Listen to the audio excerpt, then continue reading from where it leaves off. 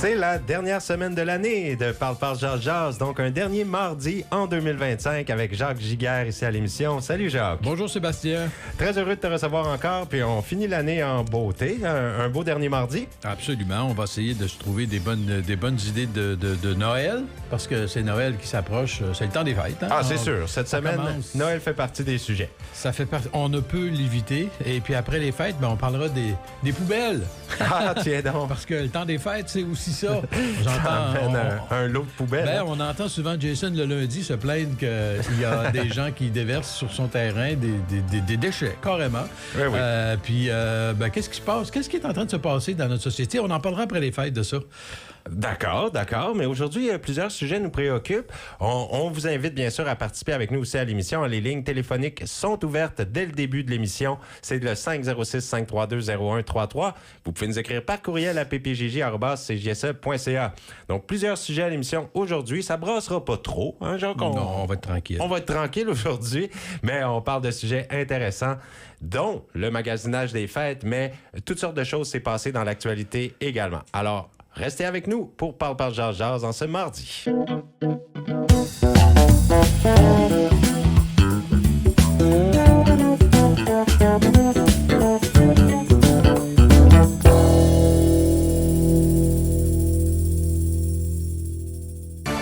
Bienvenue à Parle Jazz en ce mardi 16 décembre. Je suis en compagnie de Jacques Giguère aujourd'hui. Et Jacques, je pense que tu es allé voir un très beau spectacle en fin de semaine dernière et tu as des petits mots à nous dire là-dessus. Oui, c'est drôle. On parlait justement de ça avant de venir en ondes. C'est effectivement, j'ai été au pays de la Sagouine fin de semaine dernière voir le spectacle de dîner Noël. On peut quasiment dire que tu étais chanceux d'avoir des billets. Oui, mais ça a été acheté longtemps d'avance. Ah, c'est ça, et hein? d'ailleurs, la plupart des gens achètent longtemps d'avance. Mais c'est un spectacle d'une rare qualité.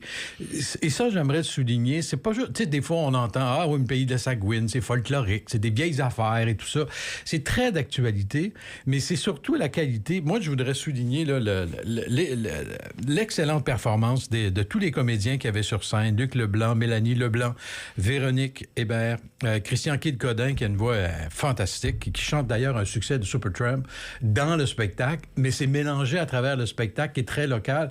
C'est vraiment bien fait. Ils ont tous de belles voix. David Lausier, Mario Robichaud, Joël Robichaud aussi.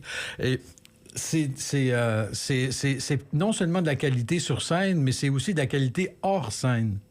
C'est-à-dire qu'au niveau sonore, au niveau éclairage, à tous les niveaux, on voit que c'est des professionnels. Et on voit aussi toutes les années qui ont été emmagasinées d'expérience du pays de la Sagouine, qui nous fait vivre vraiment une expérience extraordinaire. Autour d'un repas, c'est bien dosé aussi.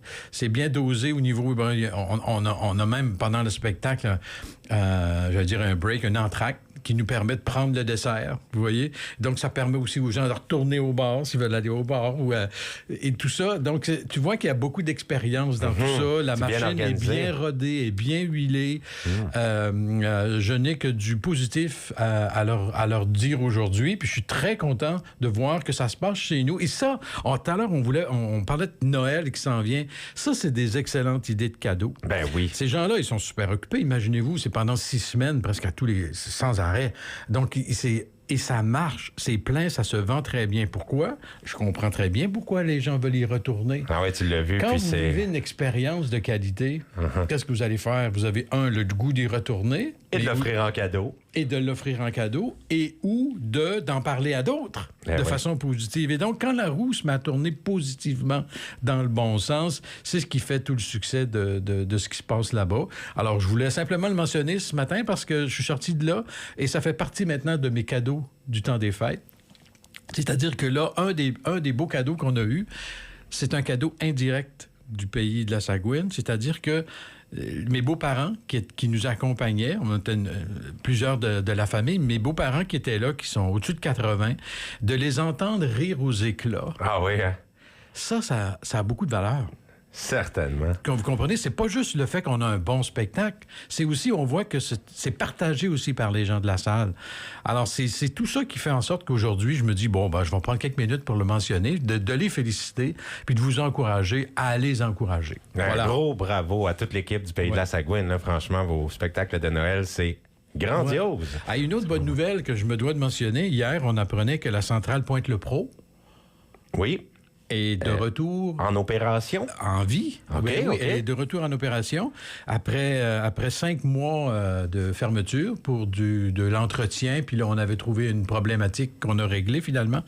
Parce qu'on a besoin d'énergie. Donc, c'est ça, de on juillet court à après. décembre, c'était fermé. Maintenant, elle fonctionne à plein régime, ce qui devrait aider. Là, ça veut dire qu'on n'a pas besoin d'acheter un 500 MW de d'autres. Que de d'autres producteurs comme Hydro-Québec ou des fois on allait le chercher pas en Ontario mais aux États-Unis ou même de nos provinces, en fait de tout le monde qui est autour du Nouveau-Brunswick qui en produit et il y a des échanges qui se font pendant l'année. Là. Est-ce qu'on en allait en chercher parfois à Terre-Neuve-Labrador? Ça On en dépend. achetait-tu, Des fois, indirectement en passant par le Québec, Ouais. si vous voulez, OK. parce que quand l'électricité est dans le fil, il n'y a pas moyen de savoir vraiment où aller, à moins que vous ayez un fil direct, mais ce qui n'arrive pas, parce que c'est des grands échanges, c'est des grandes quantités. L'important, c'est que personne n'en manque. C'est un peu ça. Et donc, ça pouvait coûter jusqu'à 1 million par jour, dépendamment de la demande, puis dépendamment des prix. Alors que là, maintenant, c'est plutôt le contraire, c'est qu'on en produit maintenant. Donc, on a pu non seulement en acheter, mais on peut peut-être, si besoin est, faut aider à d'autres et donc avoir des revenus supplémentaires. Mais il faut dire que ça coûte très cher. Ça coûte très cher produire de l'électricité à partir du nucléaire, mais au moins, ça ne fait pas de CO2. Il y a toujours bien cet avantage-là. Mais bonne nouvelle, elle fonctionne. Et puis, espérons que ça va, surtout à cette période-ci de l'année, les gens en auront besoin. Alors, tant mieux. Voilà, une autre bonne nouvelle. Bon, bonne nouvelle à matin. Ouais.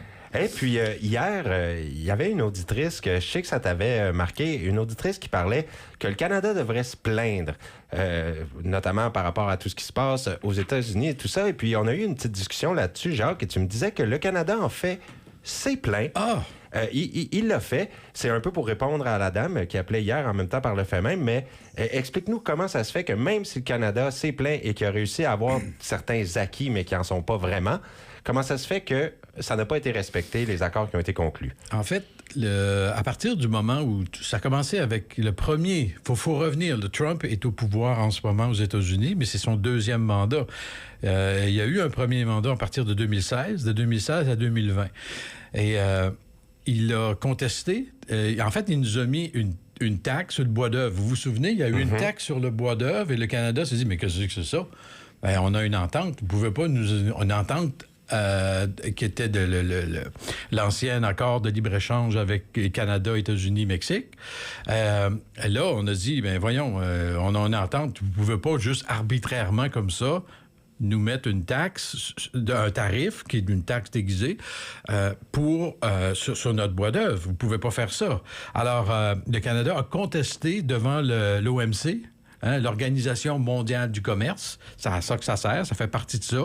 Ces gens-là regardent le contrat entre les parties, ils analysent, ils écoutent les deux parties, et ils en sont venus à la conclusion, à l'époque, que le Canada avait raison. Donc, ils ont donné raison au Canada sur toute la ligne, sur la plainte qu'ils faisaient concernant les taxes, le tarif sur le bois d'œuvre. Les États-Unis ont dit, ah ben, nous, on le maintient pareil. Et donc, ils ne se plient pas à ce genre de choses. Aux décisions du commerce international? Oui, non, parce qu'il n'y a pas d'obligation. Ah, ils n'auront pas de sanction de ne pas respecter? Allez donc faire une sanction, vous, contre le gouvernement américain qui ne veut pas en avoir. Ouais. Même si vous signez quelque chose, puis vous ne le respectez pas, mais vous êtes le plus gros. Et ils font du bullying. C'est carrément du bullying. Le gouvernement américain, en ce moment, et à l'époque, sous Trump, faisait du bullying. Intimidation. Alors, il a dit non, nous autres, on ne va pas l'enlever. Ce qui a placé le Canada dans une position de dire, bon, mais là, ça n'a pas de sens. Fait ils se sont mis à négocier. Ils se sont mis, qu'est-ce qui nous reste comme option? On fait rien, puis on gobe les tarifs. Donc, pas on gobe les tarifs, mais notre produit, quand il est vendu aux États-Unis, les acheteurs doivent payer le tarif. Et donc, notre produit devient moins compétitif sur le marché américain. C'est ça que c'est un tarif. Et là, il y a eu une négociation qui était entamée à l'époque, puis finalement, ils se sont entendus sur certains pourcentages. Ils ont diminué les pourcentages, mais les tarifs ont resté quand même. Et depuis ce temps-là, le Canada est pogné avec des tarifs même s'ils sont illégaux, on n'a comme pas le choix parce que le gros à côté a décidé que toi, le petit, là, tu vas subir ce que j'ai décidé que tu allais subir. Ou pas. Ben voilà. Donc, il y a okay. des plaintes. Et là, à chaque fois, et c'est pas seulement pour ça, on a gagné presque à chaque fois. Et à chaque fois, le gouvernement américain revient à la charge en disant « On s'en fout du résultat, on s'en fout de ce que l'Organisation mondiale du commerce dit. Nous, on a jugé que c'était ça. » Donc, ils sont à la fois juges et partis. Aïe. Alors, c'est pas que la dame avait raison. Elle dit, est-ce qu'on devrait se plaindre? Absolument. Vous avez raison. On doit se plaindre. Mais quand l'autre joueur veut pas jouer selon les règlements qui sont sur la table et qui décide de s'inventer ses propres règlements pour gagner, parce que c'est ça que c'est, ben c'est difficile, là. C'est très difficile. Ouais, alors, je comprends. Alors, et aussitôt si on levait la main, c'est-à-dire si on disait, ben nous aussi, on va vous donner des tarifs, ils vont augmenter encore plus. Alors, c'est une espèce d'escalade sans fin qui mène à la destruction des économies. C'est ça que c'est, les tarifs. C'est peut-être pas mauvais dans un moment très précis pour cibler une chose très précise, etc. Mais at large, comme ça, là, on s'en va dans le mur. Tout le monde s'en va dans le mur avec ça. Là. Même les États-Unis? Ben, surtout les États-Unis. Parce que est-ce que c'est à cause du tourisme qu'ils perdent ou c'est à cause c'est tout. des prix qui sont non compétitifs? C'est l'accumulation de tout ça? C'est l'accumulation de tout ça. C'est une accumulation parce que vous avez raison. Si ça n'était qu'une petite chose, je pense que tout le monde pourrait vivre avec ça. Mais là, c'est devenu une espèce d'obsession. C'est devenu une obsession. Et là, en plaçant aussi des gens qui ne vous disent pas la vérité sur la réalité autour de lui, c'est ça qui se produit. Si vous vous souvenez-vous, là, c'était l'été dernier, quand on a sorti les premières statistiques sur l'emploi, et on a dit que l'emploi, on perdait des emplois. Lui a dit, c'était des mauvais chiffres. Il n'a pas cru ces chiffres-là, qui venaient de son propre gouvernement. Alors, il a dit non. Fait qu'il a congédié la personne qui était responsable pour en nommer une autre qui a donné les chiffres qu'il voulait entendre. Alors, on est en train de fausser la réalité. Donc, ce gouvernement américain est en train de prendre des décisions sur des faux chiffres, sur des choses qui sont difficilement justifiables. Et si vous vous basez... N'importe qui en science va vous dire vous ne pouvez pas arriver à des résultats Y si vos données de base ne sont pas bonnes. À quelque part, ça va déraper. Et là, tout à coup, lui, il pense que c'est pas important, la vérité. Alors, ça devient difficile. Donc, pour les tarifs, c'est la même chose. Il a reculé sur certaines choses, là. Sur les produits de base, comme les bananes, je crois. Il a décidé qu'il les enlevait. Parce que, là, il y a des choses comme ça, tu peux même pas les produire. Puis ça mettait les États-Unis dans le trouble. Ben, je veux dire, c'est juste un exemple, là, les bananes. Mais imaginez sur tout le reste. C'est pour ça qu'il y a une forte croissance de l'inflation. Américaine aux États-Unis, puis inévitablement, ça se reflète sur à peu près tout, parce que ça coûte cher, puis les gens ont de la difficulté avec ça. Alors, et lui, il dit le contraire. Malgré les chiffres, il dit le contraire. Alors, à un moment donné, ça va devenir difficile. Mais on n'est pas là pour parler des États-Unis. Mais si vous pensez aller aux États-Unis plus facilement, ça devient intéressant parce que là, ça vient nous toucher directement. À partir de bientôt, à partir de janvier, je crois, les gens qui voudront aller aux États-Unis maintenant devront peut-être subir un processus plus lourd. Empreinte digitale. C'est-à-dire, là, ils pourront prendre des données de biométrie. En fait, c'est déjà commencé à certains égards. Des biométries. Ils appellent ça de la biométrie. C'est-à-dire, oui, on va prendre vos empreintes digitales, on pourra prendre des photos. Même si vous avez votre passeport et tout ça, ils peuvent en exiger davantage. Et ils vont aussi pouvoir exiger d'avoir accès à tous vos médias sociaux sur votre téléphone pour les 5 dernières années. Mais là, ils vont se mettre à scroller down tout ça et à regarder. Puis si, ils jugent que ça fait pas leur affaire, ils vous renvoient, là. Si quelqu'un a prononcé quelque chose contre le gouvernement américain, contre le président... on sait... Voilà. C'est ça la question, c'est qu'est-ce qu'ils cherchent exactement? On sait pas exactement. C'est qu'à un moment donné, il y a la liberté d'expression aux États-Unis, comme au Canada. mais tu peux plus dire ce que tu veux, parce qu'il y a quelqu'un qui vérifie ce que tu dis.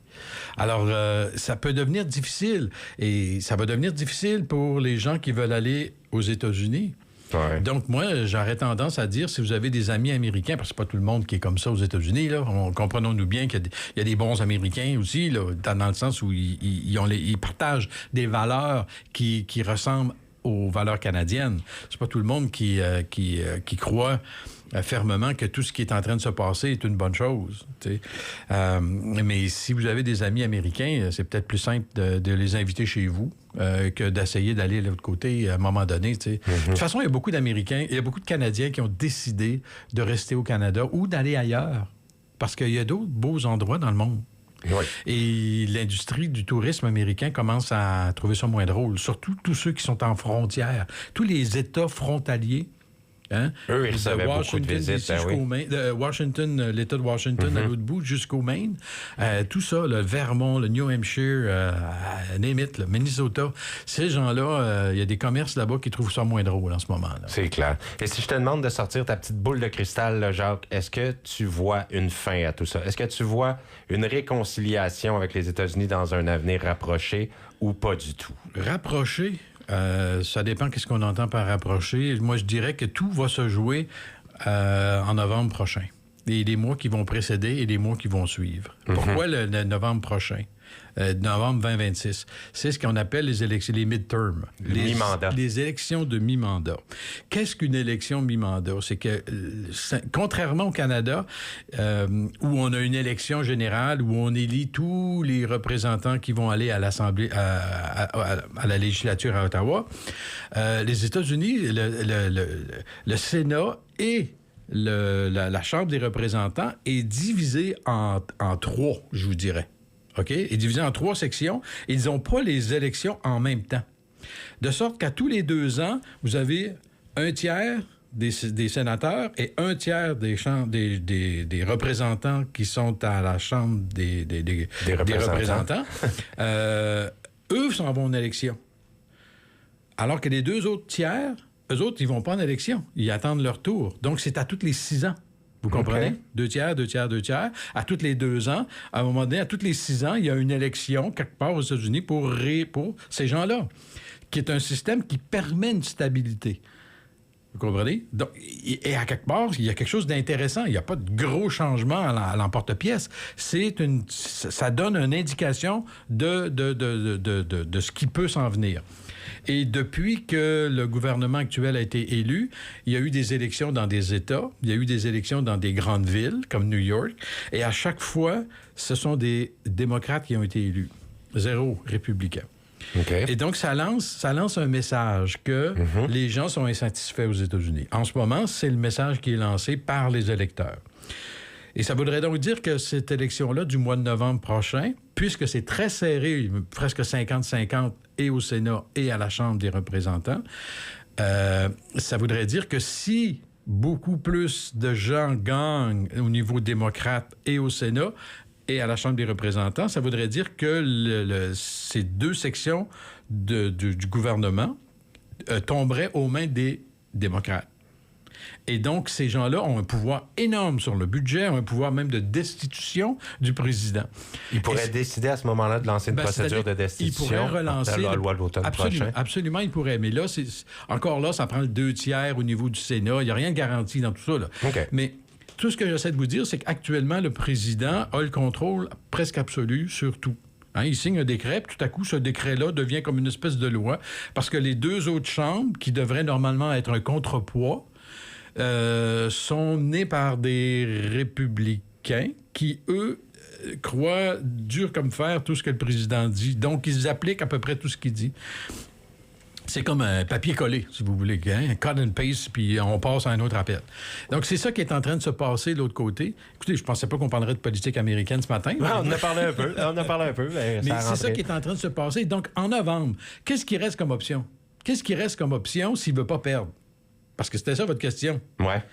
Et qu'est-ce qui risque de se passer? C'est qu'il y a 2 choses l'une. Il est en train peut-être de préparer une guerre avec le Venezuela, hein? Avec tout ce qu'il est en train de faire. Ils ont même...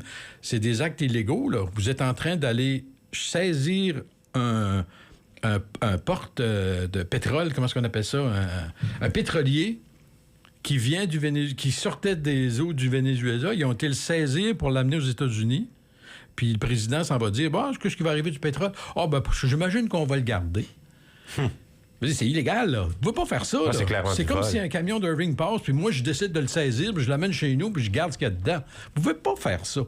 Il y a des lois, mais quand vous en foutez des lois, ça s'appelle... C'est un bandit. Un bandit va faire ça.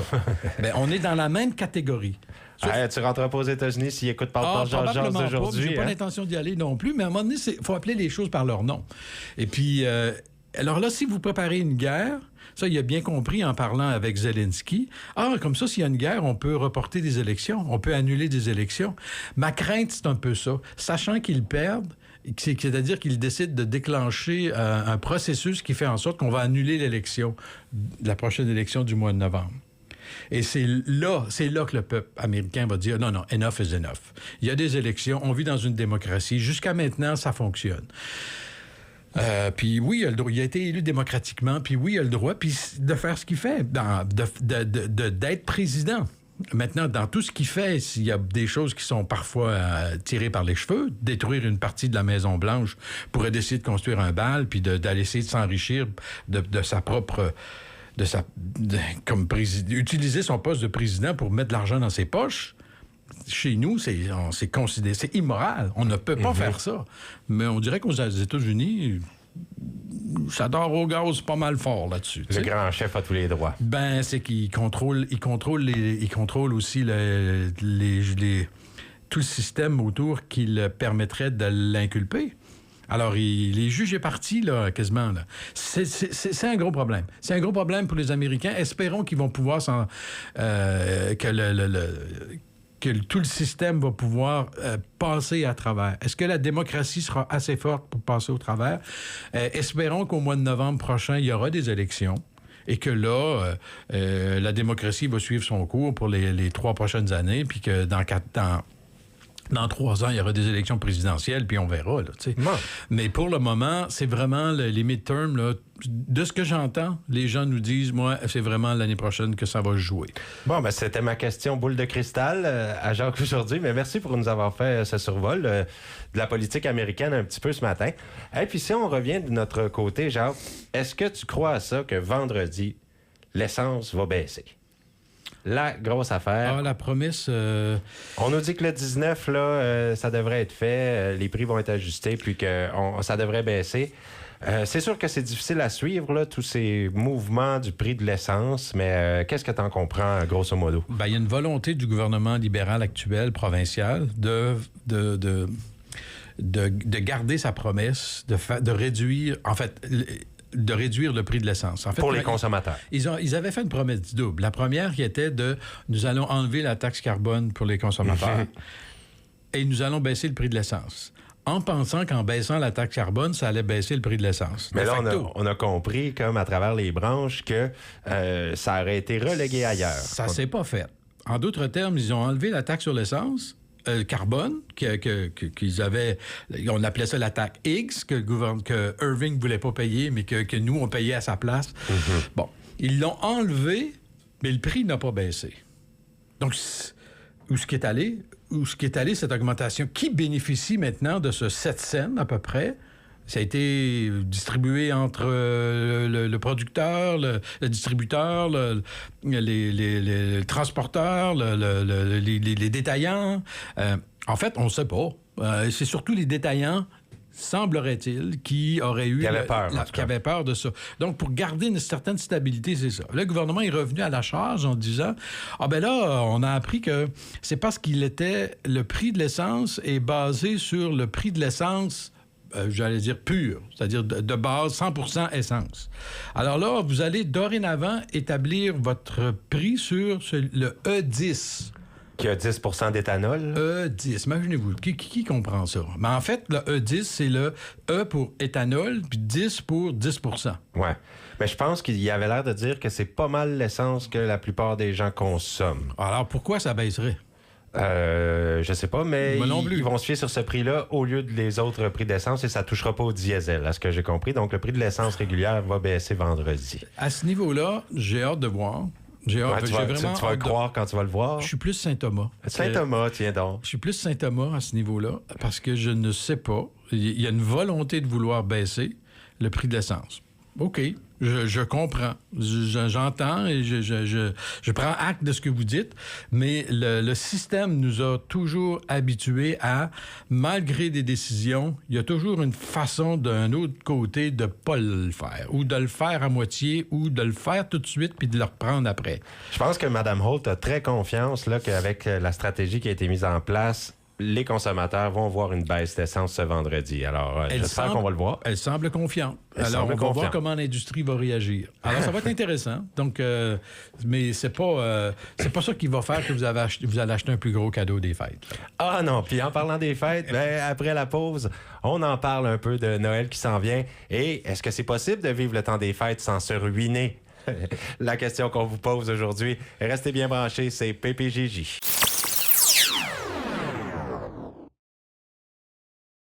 Vous écoutez Parle, jase ce mardi en compagnie de Jacques Giguère et moi-même, Seb. On parle de Noël un peu avec le temps des fêtes qui arrive. Et puis, j'ai une personne qui nous écrit par courriel. C'est par rapport aux cartes SIN. On me demande ici, les magasins d'épicerie qui nous demandent si on a la carte SIN pour obtenir plusieurs rabais sur nos achats. Mais ce que beaucoup ne sont pas au courant, c'est qu'en n'activant pas les offres le jeudi ou avant l'achat, on peut perdre souvent une valeur de plus de 20 à 30 $. Donc, je ne sais pas exactement de quoi il s'agit. Toi, est-ce que tu connais un peu, genre, comment ça fonctionne, les cartes? Moi, je sais que ma carte SIN, j'achète avec, je la poinçonne avant mes achats et à peu près une fois par 2 mois, 3 mois, j'ai un 10 $ de rabais sur mon épicerie. Alors, jusqu'à date, ça a l'air de fonctionner, mais je ne suis pas au courant d'activer les offres et tout ça. Cette carte-là, comme tous les autres cartes qui donnent des rabais, là, ils appellent ça des cartes de fidélité. Oui. OK? Ce qu'ils veulent, c'est vous retourner au même endroit le plus souvent possible pour faire plus d'argent possible. Donc, vous limitez à un commerce. Non, mais les cartes SIN, c'est bon dans plein de commerces. Oui, vous avez raison. Il y a des cartes comme ça qui peuvent aller dans plusieurs commerces, même si vous êtes membre de... Oh mon Dieu, il y en a tellement. Je ne veux pas commencer à les nommer parce que je ne veux pas leur faire toute la promotion. Mais oui, on en a tous, une ou deux. Puis là, tout d'un coup, on devient fidèle. Il y a même des magasins qui vous devez avoir leur carte pour pouvoir rentrer dans le magasin. Oh, à ce point-là? Ben oui. J'ai pas connu ça, mais j'espère... Ben, on vous l'avait nommé hier à l'émission, mais il y a un magasin comme ça. Vous devez être membre pour rentrer. Puis vous devez montrer votre carte comme un passeport à l'entrée. Vous dites, voici, moi, ça, c'est ma carte. Puis là, non seulement ça, mais vous devez... Il y a quelqu'un à la sortie qui vérifie ce que vous avez acheté dans votre panier, là, qui a un peu comme une douane aussi pour rentrer et pour sortir. Puis c'est tout dans des grosses boîtes, puis vous devez acheter des quantités astronomiques, tu sais. Ouais. Bon, ben c'est ça. Puis là, on est convaincu qu'on va faire des grosses économies avec tout ça. En fait, c'est de la surconsommation, tout ça. Tout ça a un seul et unique objectif, c'est de ne nous faire surconsommer. Une bouteille de ketchup, mais là, vous êtes obligé d'en acheter 6, tu sais. Pour avoir le rabais. Mais ça se perd pas. Oui, non, mais pas nécessairement. Mais c'est tout ça. C'est comme à un moment donné, c'est pas juste parce qu'ils veulent vraiment nous faire des beaux yeux, là. Parce qu'on est des bonnes personnes. C'est parce qu'ils veulent notre fidélité. Ils veulent qu'on y retourne pour pouvoir, éventuellement, on va acheter des choses qui sont pas en rabais. Éventuellement, dans tout ce que vous achetez, c'est pas tout en rabais, là. T'sais. Parce qu'à un moment donné, vous avez besoin de telle chose, puis il n'est pas en rabais. Ben, vous allez l'acheter pareil, tu sais. Puis c'est ça. Alors, à quelque part, tout ça, si on faisait l'équilibre, moi, je pense que faut revenir sur Terre, hein, puis simplement se demander, est-ce que j'ai besoin de toutes ces choses-là autour de moi? Est-ce que j'ai besoin de payer pour tout ça? Mais oui, évidemment, d'avoir une carte comme ça qui vous permet d'économiser, il y a des gens qui vont même pousser ça plus loin, qui vont aller avec des coupons, tous les fameux petits coupons rabais. Ben oui. Quoique avant, c'était ils appelaient ça le couponing. Il y a des gens qui découpaient tout ça, puis qui avaient des cahiers. Il y avait même une émission à la télé là-dessus. Je sais pas si ça existe encore. Puis des gens pouvaient faire des épiceries de 300-400 $, puis ça lui coûtait rien à la fin, là, parce qu'ils avaient utilisé le maximum en sachant très bien, en allant... Bon, c'est presque une science, là. C'est des maniaques qui sont capables de faire ça. Mais il y en a beaucoup qui le font encore parce que j'ai vu dans des sondages cette année, là, pour Noël, en tout cas, les gens, ils comptent dépenser beaucoup. Par contre, ça m'a surpris. J'ai vu qu'au Canada, les gens comptent dépenser à peu près comme à l'habitude, mais en cherchant plus les rabais, en ayant plus des cadeaux qui vont faire plaisir, pas viser le luxe, mais viser quelque chose qui va toucher la personne en question. C'est les grands résultats qui ressortent des sondages, mais en moyenne, là, presque 1 000 $ par personne, le budget qui est attribué au Canada pour Noël. C'est sûr que ça dépend des régions quand même, mais dans la moyenne du pays, là, c'est 975 $ par personne qui est dépensé pour le temps des fêtes. Est-ce que tu trouves que c'est beaucoup? Ben, c'est beaucoup. Ça dépend de vos revenus. C'est sûr. Tout est relatif. C'est très relatif, C'est très relatif, mais pour certaines personnes, c'est beaucoup plus que ça. Il y en a d'autres qui sont incapables d'arriver à ça, tu sais, parce qu'ils n'ont pas les revenus qui viennent avec. C'est aussi simple que ça. Mais est-ce que ce montant inclut les déplacements, par exemple, l'essence ou le logement ou la bouffe du temps des fêtes, ou c'est simplement en cadeau? C'est les cadeaux. C'est simplement en cadeau? Juste les cadeaux, on parle de 975 $ en moyenne. Et c'est 3/4 des répondants du sondage. C'est un sondage qui avait été fait, là, réalisé par le Conseil canadien du commerce du détail et léger. 2500 adultes dans le pays qui ont répondu. Et puis, 3/4 des gens ont dit qu'ils voulaient maintenir ou augmenter leurs dépenses encore cette année. Et puis, il y en a plus de la moitié qui disent que le magasinage des fêtes, c'est stressant. Est-ce que vous trouvez ça stressant, le magasinage des fêtes? Est-ce que c'est stressant parce qu'on se sent obligé d'aller... C'est vrai que moi, à chaque année, je me dis, ouais, c'est vrai qu'il faut que je gâte mon petit filleul, ses enfants. Il faut que j'achète quelque chose à mon père, à ma soeur. Tu sais, je me dis ça, puis là, je me prévois à l'avance. Mais pourquoi il faut? Il y a un petit stress. Ben, c'est moi qui se mets ça. J'avoue qu'il n'y a personne qui va m'en vouloir si je dis cette année, j'ai pas de sous. Mais on veut faire plaisir. Moi, c'est le côté, je veux... Vous avez raison. Là où c'est important, c'est de faire plaisir. Là, vous mettez le doigt pas sur le bobo, mais sur le temps des fêtes. À quoi ça sert le temps des fêtes? Oui, c'est se remémorer, tout ça. C'est du temps en famille, c'est du temps... Bon, pour les catholiques, c'est plus... Il y a un côté religieux à ça. Mais il y a un temps, c'est une espèce de moment dans l'année où on fait OK, time out, là. On va revenir aux valeurs profondes qui nous unissent ensemble en tant qu'êtres humains. Et ça fait du bien. Mm-hmm. Alors, de se faire contaminer, je dirais, par l'achat continuel de choses. Il faut donner. La plus belle chose que vous pouvez donner, c'est de votre temps. Alors, d'aller donc donner du temps. Allez donner du temps faire du bénévolat, par exemple. Ça pourrait être un beau cadeau. Eh bien, vous le faites à vous-même, vous autres aussi. Mais aussi, allez visiter vos proches. Il y en a qui sont dans des foyers pour personnes âgées. Il y en a peut-être qui nous écoutent. Très important. Si vous connaissez quelqu'un, s'il vous plaît, allez donc prendre un peu de temps avec ces gens-là. Et puis, pourquoi vous vous limitez à la porte que vous connaissez? Il y a d'autres personnes aussi là-dedans, puis que vous pouvez rencontrer dans le lobby. Prenez du temps pour jaser. Prendre le temps de donner un petit coup sur l'épaule pour dire bravo, félicitations pour ce que vous faites. Un peu comme j'ai fait ce matin avec le pays de la Sagouine. Quand c'est bon, faut le dire. Alors, faut pas s'empêcher de le faire, tu sais. Alors, ça peut faire partie des beaux cadeaux. D'ailleurs, ça ferait partie des plus beaux cadeaux, mais des fois, on peut peut-être sortir d'acheter quelque chose pour le donner. On peut peut-être... pourquoi il faut que ça soit physique? Comme... Je parlais du pays de la Sagouine, un spectacle. Ben, ça peut être des billets de spectacle.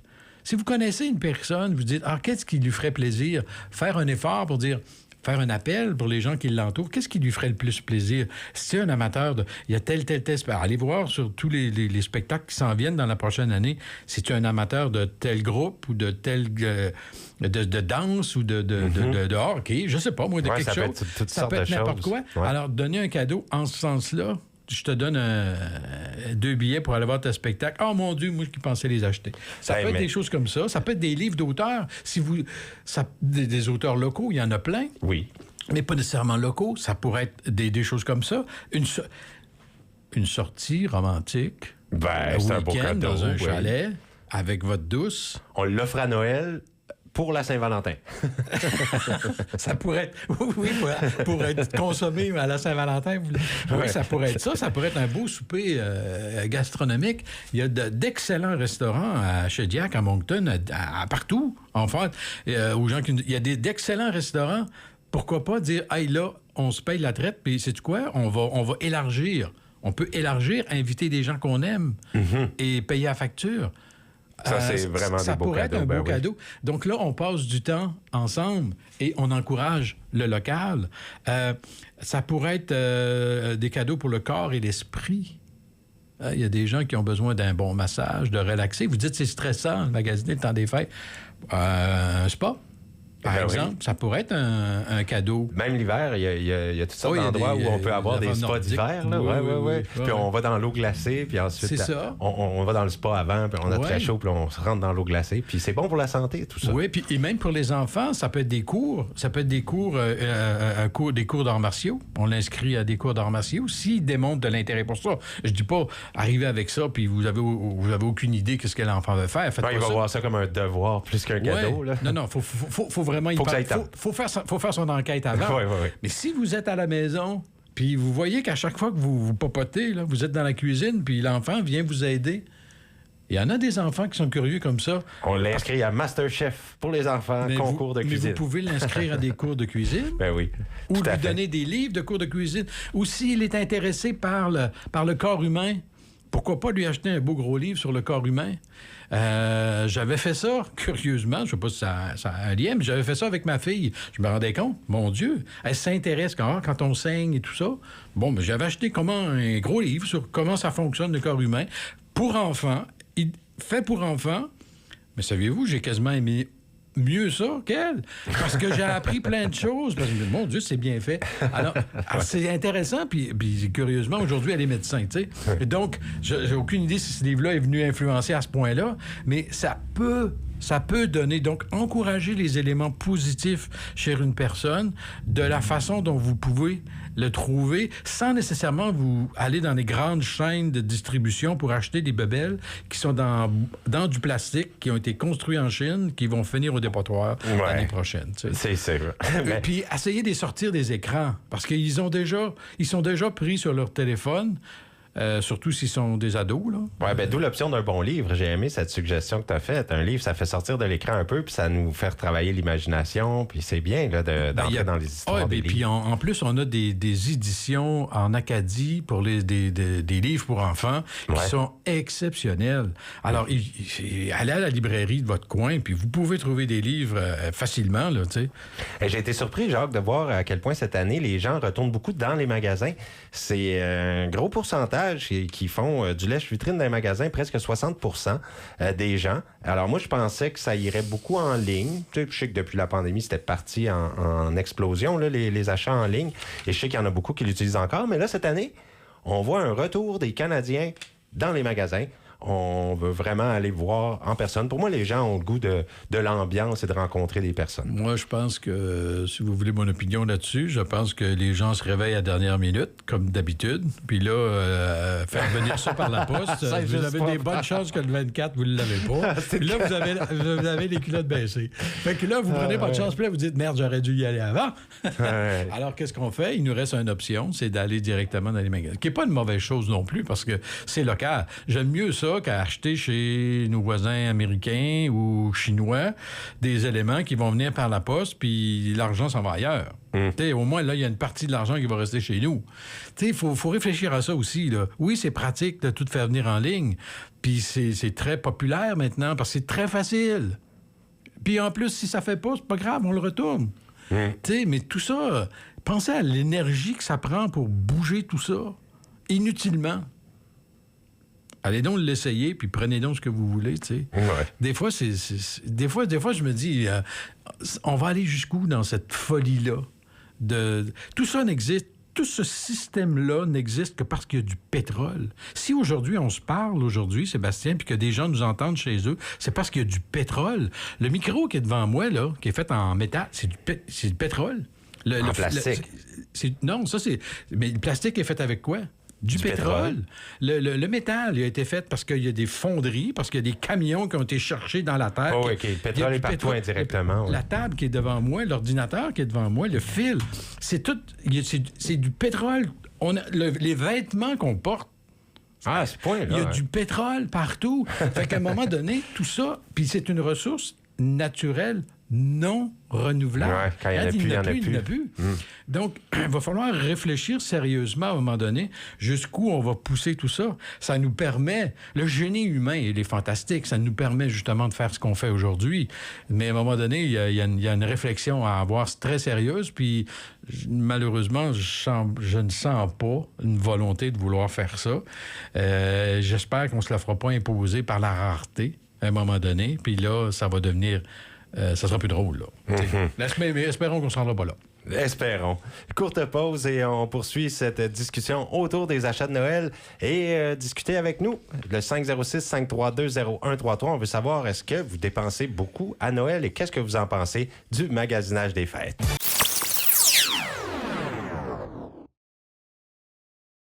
Vous écoutez Parle, Jase. Bon mardi 16 décembre. Jacques Giguère est avec nous aujourd'hui. Jacques, la place de l'intelligence artificielle dans les cadeaux de Noël. Comment tu vois ça? Je sais que là, présentement, au Canada, le numérique, l'intelligence artificielle ont orienté beaucoup de décisions de cadeaux de Noël. Les gens s'en servent. Je voulais savoir, toi, ton rapport avec l'intelligence artificielle. L'utilises-tu? Des affaires comme ChatGPT, Gemini sur Gmail, tout ça. Est-ce que tu trouves une utilisation pertinente? Ben, d'abord, c'est étonnant la puissance de ça. Ah oui, ça répond vite. C'est pas juste la vitesse, mais il faut vraiment faire attention à ce qui sort de ça.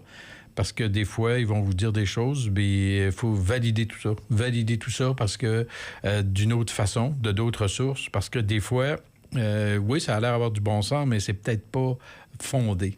Tout ça. Parce que elle puise dans... C'est quoi une intelligence artificielle? C'est que ça a besoin d'avoir des banques de données qui sont énormes. Puis, d'ailleurs, il y a des auteurs qui remettent en question tout ça parce qu'ils vont reprendre des parties de ce qu'eux ont fait, mais sans donner les droits d'auteur. Alors là, dans le fond, c'est comme l'intelligence artificielle, c'est un gros logiciel de plagiat, si vous voulez. Mais puisqu'il est mondial, ben c'est comme accepté. Mais s'il n'y avait pas les sources de données que les gens ont mis dedans, ces choses-là n'existeraient pas. Donc, il a fallu, à un moment donné, que l'information soit là. Mais c'est des années et des années, pendant des années et des années, on en a mis. Les gouvernements mettent, par exemple, de l'information qui est disponible à tout le monde. C'est normal, c'est leur rôle. Et c'est leur rôle d'aller rejoindre les gens. Mais cette information-là, par exemple, devient disponible pour l'intelligence artificielle. Ouais. Donc, ils vont aller puiser là-dedans. Mais ça, ce n'est qu'un exemple. Tout ce qu'on a mis là-dedans. Et l'intelligence artificielle, sa force, c'est sa rapidité d'analyse de toutes ces données-là. Ouais. Et donc, elle vous permet de sortir là, quelque chose, vous posez une question, puis vous allez avoir des réponses. T'sais. Puis vous pouvez... Puis c'est pas juste d'avoir une réponse. On peut se dire, ouais, peux-tu m'écrire... Ben, en tout cas, je l'ai vécu d'une certaine manière parce que j'étudiais à l'université, puis évidemment, il l'utilise à outrance, là. T'sais. Et puis, c'est facile parce que vous avez une question qui est posée, vous posez la même question à l'intelligence artificielle, elle va vous donner la réponse. Mm-hmm. Ben là, ouais, mais là, ça, c'est écrit trop... peux-tu m'écrire ça d'une façon moins professionnelle et plus en harmonie avec mes valeurs? Bang! Elle va te sortir ça d'une façon différente. Puis, peux-tu enlever cette section-là puis m'ajouter plutôt une section sur telle affaire? Oui. Là, même, le système va vous dire, ben, voulez-vous que je le formate en format PDF ou voulez-vous que...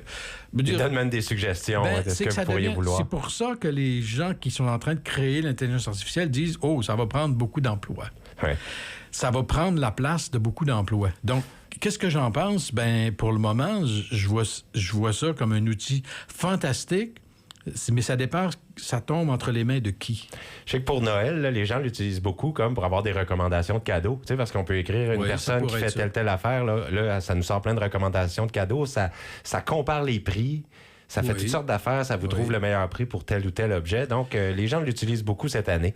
Et puis, voilà, c'est l'arrivée. Est-ce que ça va élever le niveau de conscience des gens ou ça va nous abrutir en bout de compte? Peut-être qu'au bout de la ligne, j'avoue que les efforts vont se faire moindres. Les gens se filent là-dessus. Ça crée une dépendance. Hein? On va pas faire... Ça crée une dépendance. Puis peut-être qu'un des problèmes qui va arriver, c'est que beaucoup de gens l'utilisent pour modifier la réalité. C'est-à-dire qu'ils vont prendre des vidéos réelles puis ils vont les refaire avec l'intelligence artificielle, parce que c'est très puissant. Il n'y a pas juste le traitement de texte là, dans l'intelligence artificielle, il y a beaucoup de visuels.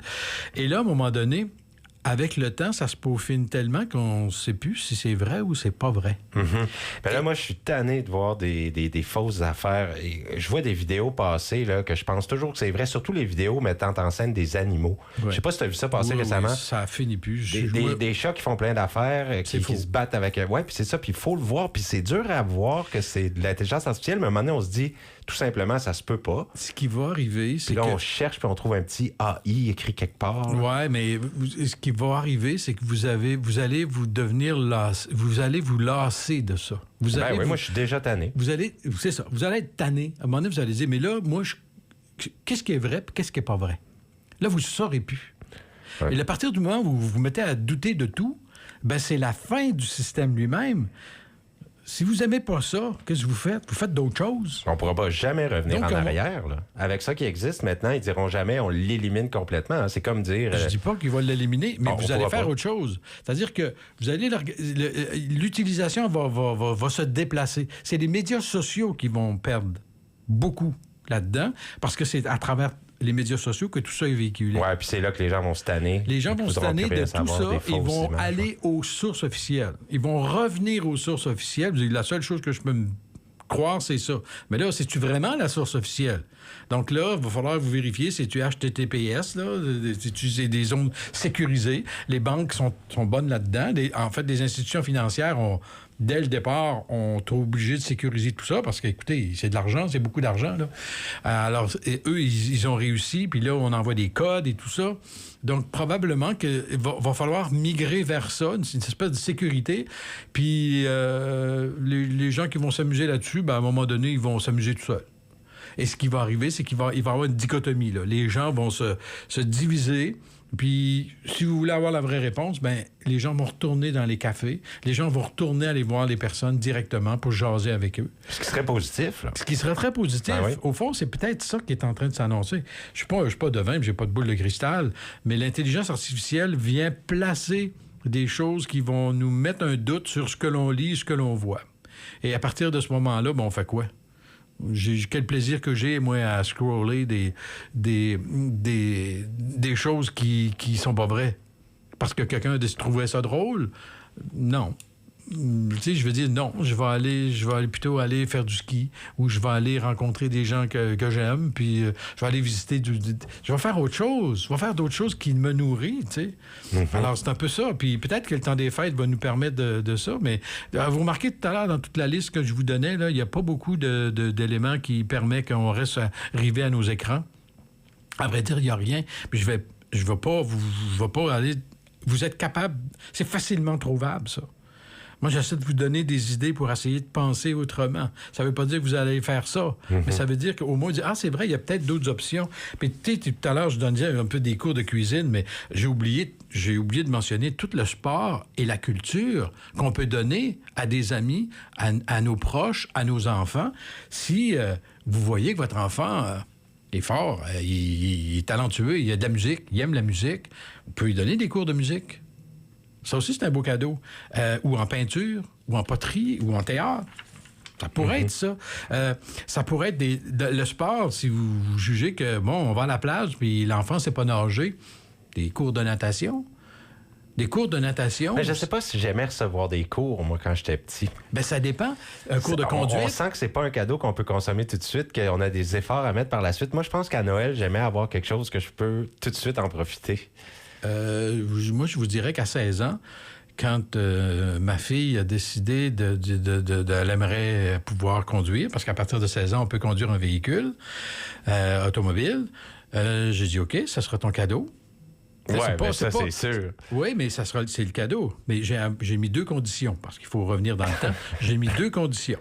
La première condition, c'est que tu vas suivre ton cours de conduite au mois de janvier. Deuxième condition, tu vas apprendre à conduire manuel. Parce qu'à l'époque, il y avait des voitures beaucoup plus... Il n'y en a presque plus maintenant. Je pense qu'on peut même... On peut-tu en acheter encore des...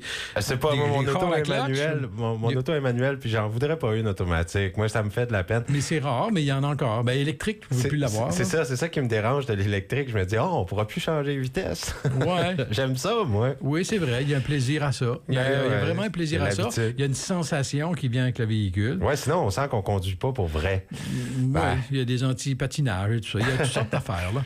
Mais c'était ça mes conditions. Puis évidemment, elle a accepté, parce qu'on avait un véhicule. Puis j'ai dit là, si tu peux apprendre à conduire l'hiver dans des conditions hivernales, avec quelqu'un qui t'enseigne à conduire, l'été, tu vas trouver ça très facile, tu sais.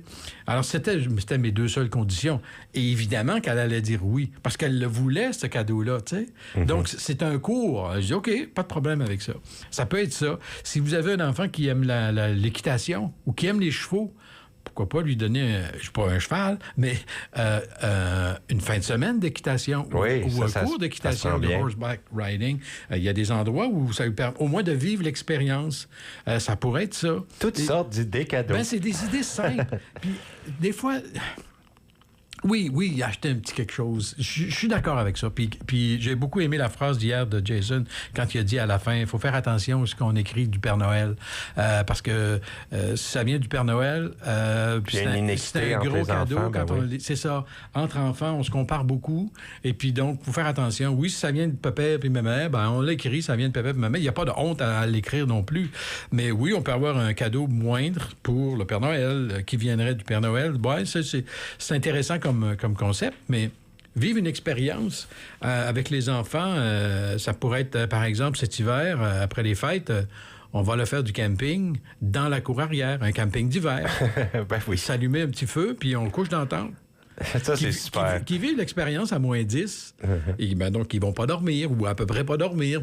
Mais c'est une expérience qu'ils vont se rappeler de ça toute leur vie. Et c'est ça qui est le plus important. C'est vivre une expérience, voilà. Qui forge des souvenirs. Forger des souvenirs, oui. C'est vrai. Absolument. Ouais. Et puis, juste en terminant, on arrive vers la fin de l'émission. Il y a quelque chose, on parle souvent de santé mentale et à quel point c'est important. Et là, on apprend que la GRC et les réseaux de santé, vitalité et Horizon lancent une équipe mixte police santé mentale dans le Grand Moncton. Ça, je trouve que c'est une initiative qui va certainement porter ses fruits. En fait, on commence petit. Et si on trouve que les résultats sont là et que ça fonctionne bien. Donc, on veut outiller les gens vers des ressources. Ils vont même aller dans la rue. Le projet pilote, c'est Voiture 67 qu'ils l'ont appelé. Et ça avait été présenté ce lundi au conseil municipal de Moncton par le surintendant du service régional de la GRC, Benoît Jolette. Alors, une équipe, au début de l'année prochaine, mixte, avec un policier puis un professionnel de la santé, va circuler dans les rues. Et ils vont carrément essayer d'aller chercher les gens qui ont des problèmes de santé mentale. Ils vont comme scruter pour les trouver et les aider et tenter de les envoyer vers des ressources, avec des outils disponibles et tout ça. C'est un nouveau projet pilote, et puis si ça va bien avec ce projet, on explique que on passera d'une équipe à plusieurs équipes, et ça pourrait éventuellement devenir permanent si ça atteint ses objectifs. Moi, je trouve que c'est une bonne idée. C'est une très bonne idée d'aller au-devant des gens pour pouvoir comprendre leur détresse, au fond, qu'elle soit physique ou mentale, et de les amener là où on devrait les amener, là où ils devraient aller, mais qu'ils n'osent pas, ou ils sont carrément perdus parce que, comme ils ont oublié de prendre leurs médicaments, ça pourrait être ça. Oui, Ça ou peut ils ne sont être pas au courant non plus des ressources disponibles. Ils sont pas au courant, mais ça, moi, je trouve que c'est une bonne idée. Il faut le faire. Il n'y a personne, en tout cas, je ne connais pas grand monde qui va remettre ça en question. Non, c'est vraiment une initiative solide. Mais je pense qu'il ne faut pas s'arrêter là. Et là où je veux aller, c'est que le nombre de sans-abri dans la grande région de Moncton, incluant Shediac, puis il ne diminue pas. Il n'a fait qu'augmenter ces dernières années. Je prends l'exemple vous aviez la semaine passée la présidente de Maison Nazareth. Nazareth, par exemple, a réussi l'année passée à sortir de la rue une centaine de personnes. Un peu plus de 100 personnes de la rue où ils ont d'abord retrouvé leur dignité et après ça, ils ont été accompagnés pour se trouver une place où rester. Oui, il y a des problèmes de logement, ça, tout le monde est conscient de ça, à bas prix, hein, à logement à prix modique, c'est rare. C'est rare. Donc, c'est difficile de les accompagner, mais quand même, ils en ont sorti une centaine. Et ils en ont passé, je ne sais pas combien, plus de 400 au moins dans leur centre d'hébergement temporaire, comme d'autres centres d'hébergement temporaire. Mais le nombre, malgré sortir une centaine, le nombre ne fait qu'augmenter. Et ça, ce n'est qu'un Maison Nazareth. Qu'est-ce qui se produit dans notre société pour que ces gens se trouvent sur la rue, ma foi du bon Dieu? Et c'est ça que je veux dire, moi. L'idée est excellente d'avoir une équipe, un policier et un intervenant social qui s'en va à la rencontre des gens pour dire, voici, c'est ça ta problématique, viens avec nous, mon garçon, on connaît les services. Eux, ils vont dispatcher. C'est comme des dispatchers. Là, oui. Ils vont dire, c'est là que tu as besoin d'aller. Ah, viens nous, on va t'accompagner là. Est-ce que tu veux aller là? Premièrement, est-ce qu'on va on va pas les forcer, là? T'sais, on va les accompagner. Donc ça, c'est important. Mais qu'est-ce qui se produit? Qu'est-ce qui se passe dans notre société pour qu'on ait autant de rejets dans la rue? C'est là, moi, je pense qu'il faut mettre l'accent, un peu comme on disait d'abord par rapport aux déchets puis aux gaz à effet de serre. Mais à un moment donné, oui, on veut baisser le prix du pétrole, mais est-ce qu'on augmente la consommation? À un moment donné, il y a action-réaction sur tout. Il faut pousser notre réflexion plus loin. Attaquer les sources. C'est ça. Avec les sans-abri, pourquoi que les gens... Il y en a pourtant des emplois. Est-ce qu'on n'a pas assez investi dans notre système de santé? Pendant longtemps, on a coupé. Hein? Les conservateurs ont coupé dans le passé.